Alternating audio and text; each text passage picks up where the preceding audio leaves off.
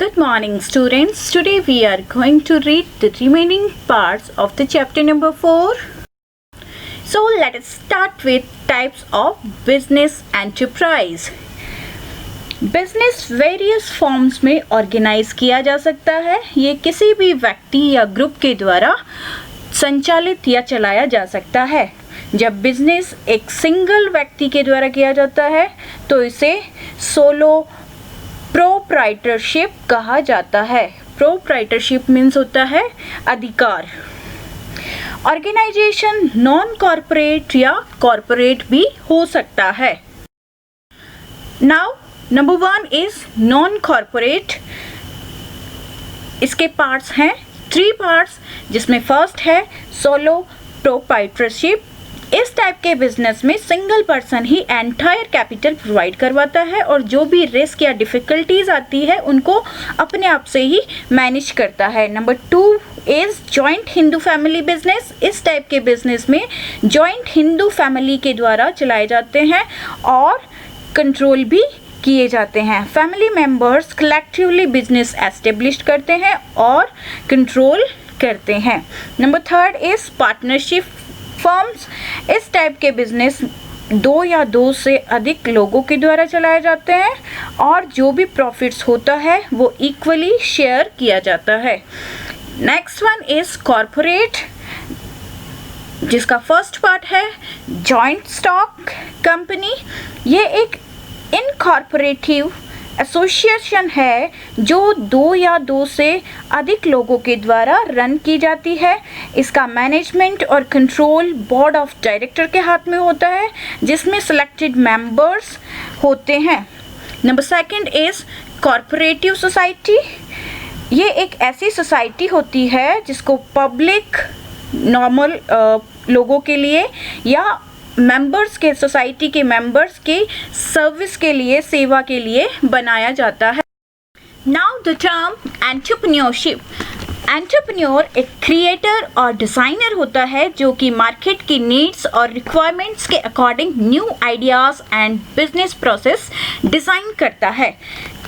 Entrepreneurship एक business start करने की आर्ट है जो बेसिकली स्टार्टअप कंपनी है जो क्रिएटिव प्रोडक्ट्स और सर्विसेज को प्रोवाइड करवाती है. It is an activity full of creativity, जिसके अंदर फुल ऑफ क्रिएटिविटी होनी चाहिए. Now inter relationship between entrepreneur, entrepreneurship and enterprise. Entrepreneur एक वो पर्सन होता है जो कि बिजनेस स्टार्ट करता है, बिजनेस क्रिएट करता है, एस्टेब्लिश करता है. Now entrepreneurship is the process to establish a business. Now the term enterprise is the outcome of the process of entrepreneurship. Here, entrepreneurship development various trainings and classroom programs के द्वारा entrepreneur की skills, knowledge को improve करने की एक process है. Entrepreneurship development entrepreneurial के behaviour, business setup and development से रिलेटेड एक स्टडी है. Now next is entrepreneurship development का मेन मोटिव जो है वो एंटरप्रेन्योर्स को इंक्रीज करना है. एंड हियर इकोनॉमिक डेवलपमेंट से एंटरप्रेन्योरशिप डेवलपमेंट की इम्पोर्टेंस जो है वो ज़्यादा हो गई है. It is an organised and systematic development. Here some characteristics of entrepreneurship. The first one is purposeful activity. Entrepreneurship एक गोल सेट एक्टिविटी है.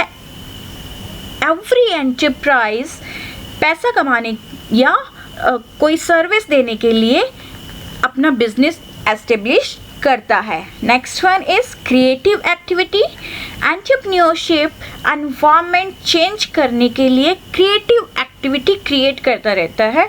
नंबर 3 इज एंटरप्रेन्योरशिप में रिस्क बियरिंग एक्टिविटी है. ये एंटरप्रेन्योरशिप जो है वो रिस्क बियरिंग एक्टिविटी है. Number 4 is organising. Entrepreneurship हमें अपने बिजनेस को एस्टेब्लिश्ड और ऑर्गेनाइज करने की एबिलिटी प्रोवाइड करवाती है। Number 5 is gap filling. Gap filling एक एंटरप्रेन्योर को मार्केट नीड्स और सोसाइटी की जो एवरीडे चेंजिंग एबिलिटी होती है, मेंटल एबिलिटी को ध्यान में रखकर अपने प्रोडक्ट्स और सर्विसेज को चूज़ करना चाहिए और लोगों से टच में रहना चाहिए जो प्रोडक्ट वो खरीद रहा है, और जो लोगों की रिक्वायरमेंट्स है वो अंडरस्टैंडिंग उनमें होनी चाहिए।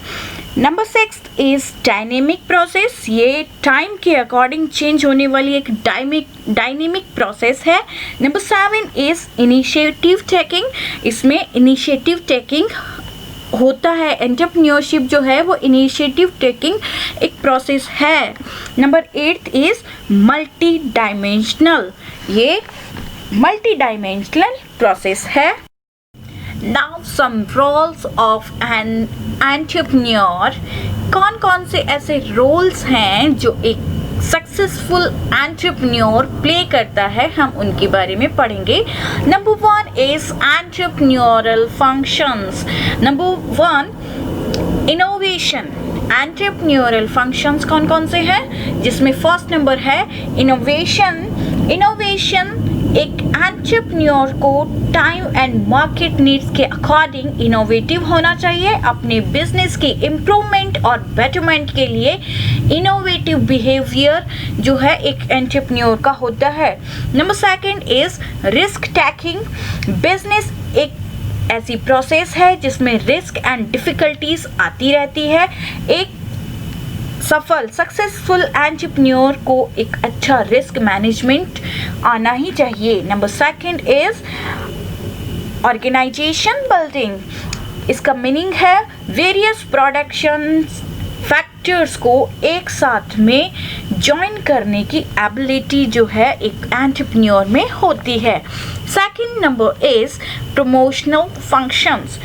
प्रमोशनल फंक्शंस में कौन से फंक्शनल इंक्लूड होते हैं, हम देखेंगे यहाँ। Discovery of an idea. Every time एक न्यू आइडिया क्रिएट करने की, थिंक करने की एबिलिटी एक एंटरप्रेन्योर में होती है। Number 2 is detail investigation.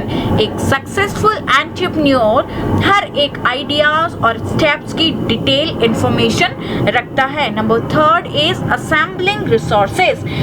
हर एक रिसोर्सेज को कैसे उसको असेंबल करके यूज में लेना है, एक सक्सेसफुल एंटरप्रेन्योर को ये बहुत ही अच्छी तरह से आता है या आना चाहिए। Number 4 is financing the plan.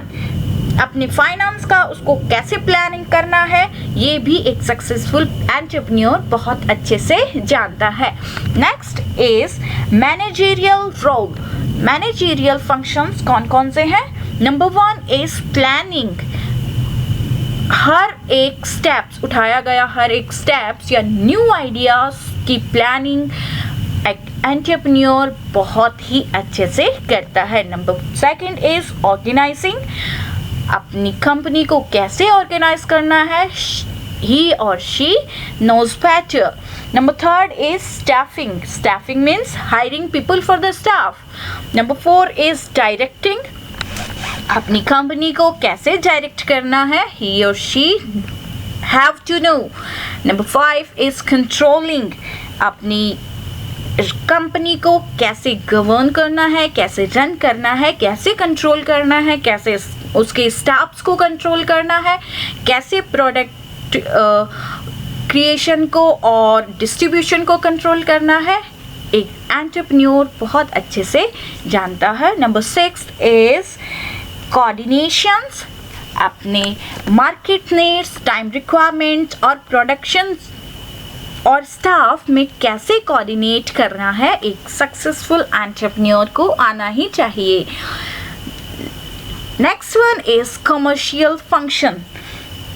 Commercial functions include number 1 production. अपनी गुड्स और सर्विसेज का प्रोडक्शन कैसे करना है, कहाँ करना है, कितना करना है, एक एंटरप्रेन्योर को आना चाहिए। Number 2 is marketing.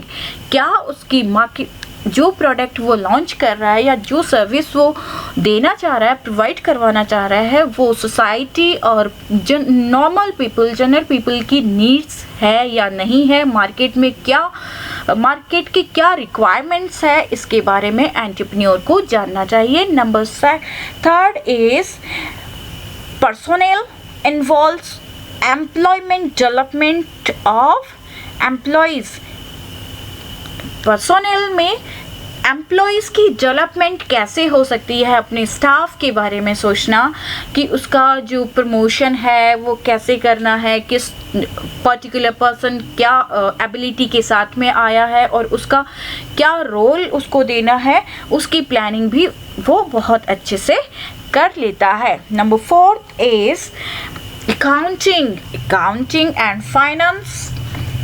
एंटरप्रेन्योर अपना जो पैसा है कहाँ लगाना है, कितना लगाना है, इस टाइप की प्लानिंग भी अच्छे से कर पाता है। Now here some rewards of entrepreneurship. Number 1 is independence. An entrepreneur is his own boss. वो खुद अपना बॉस होता है।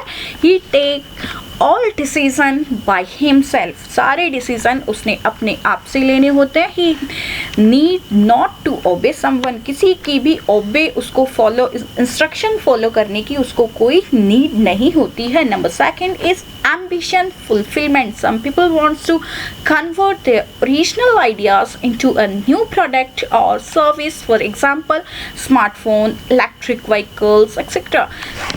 Now second, जो कुछ लोग जो है अपने आइडियाज़ को, ओरिजिनल आइडियाज़ को एक न्यू प्रोडक्ट में कन्वर्ट करना चाहते हैं, न्यू प्रोडक्ट और सर्विस में क्रिएट करना चाहते हैं, जैसे स्मार्टफोन, इलेक्ट्रिक व्हीकल्स वो क्रिएट करना चाहते हैं, तो उनमें एक एम्बिशन फुलफिलमेंट के लिए एक्साइटमेंट होता है।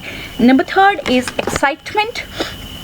Entrepreneurship involves adventure. Entrepreneurship adventure का एक प्रोसेस है, उसमें एडवेंचर होता है। Some people resign their well-paid jobs and launch their own venture due to excitement. कुछ लोग जो है उन्होंने अपने बहुत अच्छी सैलरी मिलने वाली जॉब्स छोड़कर अपने खुद के बिजनेसेस लॉन्च किए हैं इन एक्साइटमेंट में। Now next number is freedom. Entrepreneurship allows the freedom to try one's idea. Entrepreneurship जो है हर एक को अपने आइडियाज़ को अलाउ करने की फ्रीडम क्रिएट करता है, फ्रीडम देता है, प्रोवाइड करवाता है। Freedom seeking people choose entrepreneurship as a career. Next number is wealth creation. Successful entrepreneurs create enormous wealth for themselves and their staff. एक सक्सेसफुल एंटरप्रेन्योर जो है वो अपने और अपने स्टाफ के लिए बहुत अच्छा पैसा कमा सकता है। Now status. Success in entrepreneurship bring considerable fame and prestige. Successful entrepreneurship good name और fame भी create करता है। So my dear scholars, I hope you understand all these topics. Now it's time to your homework. Read page number 40 and 41 from your computer book and do the given back exercise on the page number 42 of your book. Thank you and have a nice day.